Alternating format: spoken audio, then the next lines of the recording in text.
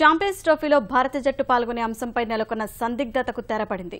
అందుకు బీసీసీఐ సమావేశం ఆమోదముద్ర వేసింది.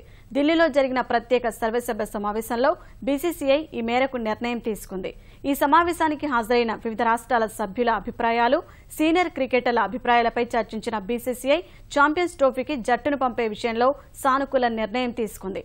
నూతన ఆదాయ పంపిణీ విధానంపై తీవ్ర అసంతృప్తి వ్యక్తం చేస్తూ వస్తున్న బీసీసీఐ ఐసీసీని దారిలోకి తెచ్చుకోవాలంటే ఛాంపియన్స్ ట్రోఫీని బహిష్కరించాలని ముందుగా భావించింది.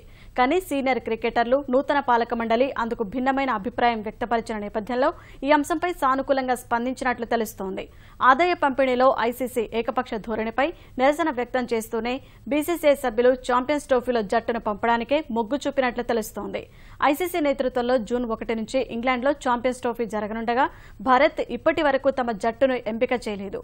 బీసీసీఐ తాజా నిర్ణయం నేపథ్యంలో భారత జట్టును సోమవారం ప్రకటించే అవకాశం కనిపిస్తోంది.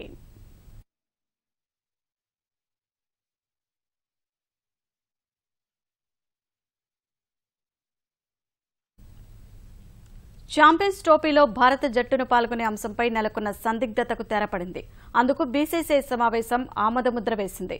ఢిల్లీలో జరిగిన ప్రత్యేక సర్వసభ్య సమావేశంలో బీసీసీఐ ఈ మేరకు నిర్ణయం తీసుకుంది. ఈ సమావేశానికి హాజరైన వివిధ రాష్ట్రాల సభ్యుల అభిప్రాయాలు, సీనియర్ క్రికెటర్ల అభిప్రాయాలపై చర్చించిన బీసీసీఐ ఛాంపియన్స్ ట్రోఫీకి జట్టును పంపే విషయంలో సానుకూల నిర్ణయం తీసుకుంది. నూతన ఆదాయ పంపిణీ విధానంపై తీవ్ర అసంతృప్తి వ్యక్తం చేస్తూ వస్తున్న బీసీసీఐ ఐసీసీని దారిలోకి తెచ్చుకోవాలంటే ఛాంపియన్స్ ట్రోఫీని బహిష్కరించాలని ముందుగా భావించింది.